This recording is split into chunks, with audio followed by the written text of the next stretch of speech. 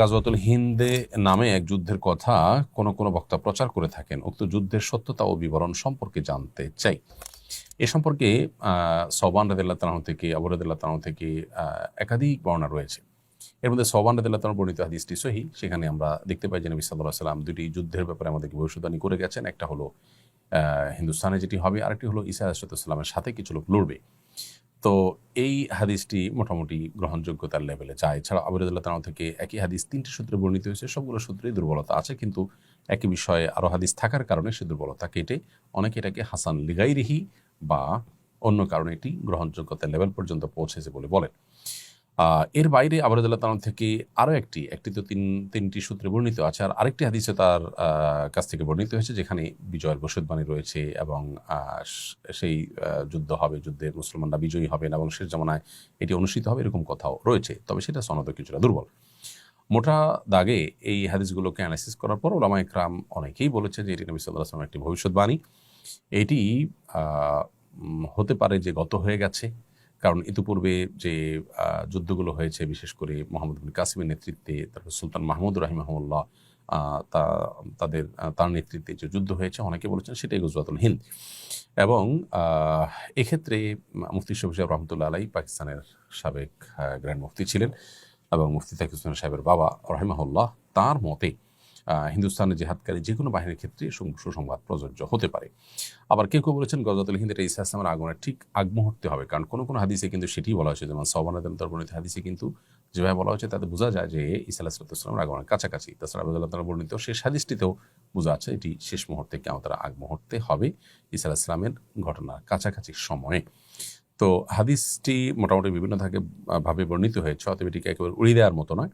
তারপর স্পেসিফিক কোনো ঘটনাকেও এটাই গজওয়াতুল হিন্দ এরকম বলে নির্ধারণ করাও কঠিন। তবে কিয়ামতের আলামত সংক্রান্ত মৌলিক একটা নীতিমালা আছে। যেমন আমরা দেখি শেখ মোহাম্মদ আল আরিফি, ডক্টর মোহাম্মদ আল আরিফি সৌদি আরবের একজন প্রসিদ্ধ আলেমীদ্বীন, তার একটা বই আছে আশরাতুস সাআহ, আরেকটা আছে নেহায়াতুল আলম, কিয়ামতের আলামত সমূহ বড় বই আছে নেহায়াতুল আলম, আরেকটা বই আছে। তো তার এই আশরাতুস সাআহ বা নেহায়াতুল আলম বইয়ে তিনি লিখেছেন যে কিয়ামতের আলামত সমূহের ক্ষেত্রে মৌলিক কিছু নীতিমালা বা কিছু প্রিন্সিপাল আছে ওলামায়ে কেরামের মধ্যে। তার মধ্যে একটা হলো যে নবী সাল্লাল্লাহু আলাইহি ওয়াসাল্লাম কোনো ঘটনা ঘটবে বলেছেন, সেটার যদি স্পেসিফিক কোনো কিছু ইন্ডিকেট তিনি করে না যেয়ে থাকেন, তাহলে সেক্ষেত্রে কোনো বিশেষ ঘটনাকেই সেটা ফিট করা, এটা মানে কিয়ামতের হাদিস, কিয়ামত সংশ্লিষ্ট বা ভবিষ্যদ্বাণী সংশ্লিষ্ট হাদিসগুলোর ব্যাখ্যার যে মৌলিক নীতিমালা তার পরিপন্থী। এই জন্য সুনির্দিষ্ট ঘটনাকে এটাই গজওয়াতুল হিন্দ এরকম বলাটা আসলে কঠিন, বিশেষ করে যখন বিভিন্ন হাদিস এটাকে ঈসা ইসলামের কাছাকাছি সময় বলা হয়েছে। আবার কিছু কিছু হাদিসে জেনারেলি বলা হয়েছে সে সমস্ত হাদিসের আলোকে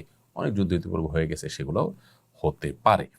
অর্থাৎ বিষয়টিকে চূড়ান্ত করে বলা কঠিন, তবে হ্যাঁ, মোটা দাগে এটি ঘটার বিষয়ে হাদিসের বর্ণনাকে উড়িয়ে দেওয়ার কোনো সুযোগ নেই।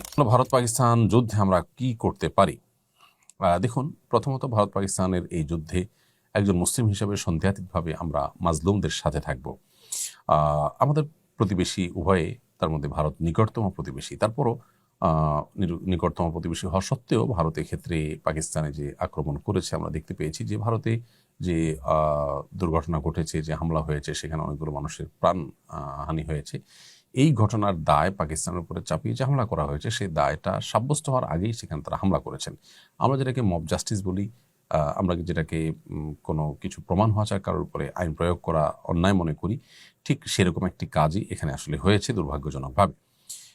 অতএব পাকিস্তানের দোষ প্রমাণ হওয়ার আগেই তাদের উপরে এভাবে হামলে পড়া, এবং সেটা আবার শুরুতেই মসজিদ এবং ধর্মীয় প্রতিষ্ঠানগুলোকে টার্গেট করে করে হামলা করা, এটা সন্দেহাতীতভাবে একজন মুসলমান হিসাবে আমরা এর নিন্দা জানাই এবং এটাকে আমরা কোনোভাবে সমর্থন করতে পারি না। সেই সাথে ভারতের কয়েকটা প্রদেশের সামনে প্রাদেশিক নির্বাচন, সেখানে জাতীয়তাবাদী উন্মাদনা তৈরি করে সেখানে কোনো ভোটের মার্কেটে কোনো সুফল তারা পাইতে চাইছে কিনা, ইচ্ছাকৃত এটা করছে কিনা, সেটাও যথেষ্ট চিন্তার সুযোগ আছে।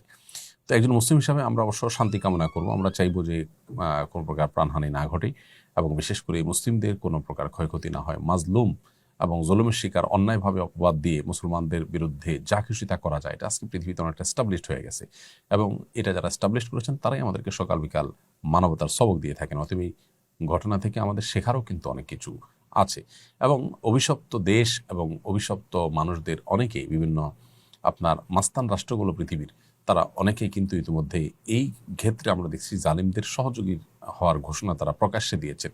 এখান থেকেও সকল কুফরি শক্তিগুলো যে দিন শেষে এক ঐক্যবদ্ধ, আমাদেরকে তারা শুধু মানবিকতার সবক দিয়ে মুসলিম ভ্রাতৃত্ববোধ থেকে বের করে তারা মূলত পরস্পরের ভ্রাতৃত্ববোধে কোনো প্রকার কমতি ঘাটতি করে না।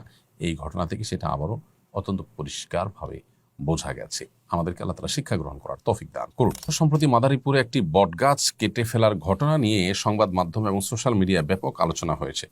শুরুতে বলা হয়েছে স্থানীয় আলেম ওলামা শিরক আখ্যা দিয়ে গাছটি কেটেছেন। পরে বন বিভাগের একজন কর্মকর্তা জানিয়েছেন গাছটি শতবর্ষী ছিল না এবং শিরক আখ্যা দিয়ে নয়, বরং মালিক ঘর কাটার জন্য গাছটি কেটেছেন। এ ধরনের ঘটনাকে কেন্দ্র করে আলেমদের বিরুদ্ধে প্রায় অপপ্রচার করা হয়। ইসলামী দৃষ্টিকোণ থেকে এই ধরনের বিষয়গুলোতে আমাদের করণীয় কী হওয়া উচিত? প্রথম কথা হলো শতবর্ষী নয় সেটাকে শতবর্ষী বানানো। দ্বিতীয়ত হলো যে এই গাছকে কেন্দ্র করে সমাজে যদি কোনো কুসংস্কার থাকে, মানুষের মধ্যে ভুল বিশ্বাস থাকে, সেটা দূর করবার জন্য এই গাছকে যদি কেটেই ফেলে দেওয়া হয়, তো আলেমরা যদি সে উদ্যোগ নিয়েও থাকেন, কি এমন অন্যায় করেছেন? একটা গাছ কেটেছেন, যদি কেটেন, বিষয়টি সেরকম ঘটেনি, আমরা ইতিমধ্যে সে নিশ্চিত হলাম, ধরা যাক এরকম ঘটনা ঘটেছেও, এটাকে যেভাবে ফলো করে প্রকাশ করা হলো, প্রচার করা হলো, মানুষ কুসংস্কার নিমজ্জিত থাকবে, শিরকে লিপ্ত হবে, সেটা থেকে বাঁচাবার জন্য গাছের মালিককে কনভিন্স করে যদি সেটা কাটার উদ্যোগ নেওয়া হয়, সেখানে তো অন্যায় কিছু নাই। আপনি পরিবেশ রক্ষার নামে একটা গাছ কাটা নিয়ে এত হইচই করছেন, সেখানে ইউরোপিয়ানদের তাদের পরিবেশ বান্ধব ঘর নির্মাণ করার জন্য গাছ কেটে তাদের ওখানে রপ্তানি করছেন এবং আপনার নানাভাবে বৃক্ষ নিধন করে বিভিন্ন কলকারখানা গড়ে তুলছেন। আর এরকম অনেক ঘটনা ঘটছে অহরহ।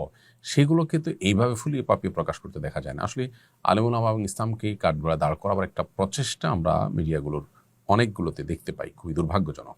তো প্রথমত এখানে এরকম কোনো ঘটনাই ঘটেনি, যা ঘটেছে সেটার তিলদের তাল বানিয়ে আপনার প্রকাশ করা হয়েছে। এখান থেকে আবারও প্রমাণ হলো যে ওলামা ইকরাম নানা সময়ে মিডিয়ার স্ট্যান্ডবাজি এবং মিডিয়ার এই মিথ্যাচারের শিকার। আল্লাহ আমাদেরকে তাদের এই সমস্ত শয়তানি চক্রান্ত থেকে ইসলাম ও মুসলমানদেরকে হেফাজত রাখুন এবং আমাদেরও এই ধরনের কাজ করার আগে অবশ্যই স্থানীয় নেতৃবৃন্দ, সিনিয়র ওলামাদের সাথে পরামর্শ করে করা উচিত, যদি তারা করেন। যদিও এই ঘটনায় আমাদের কোনো সম্পৃক্ততার কথা আমরা জানতে পারিনি। বন বিভাগ বলেছে যে মালিক নিজে কেটেছে। তাহলে উদুরপিণ্ডি বদুর ঘাড়ে চাপানোর যে চেষ্টা দীর্ঘদিন থেকে চলে আসছে, সেটা এখনো চলছে। এটাই দুর্ভাগ্যের বিষয়।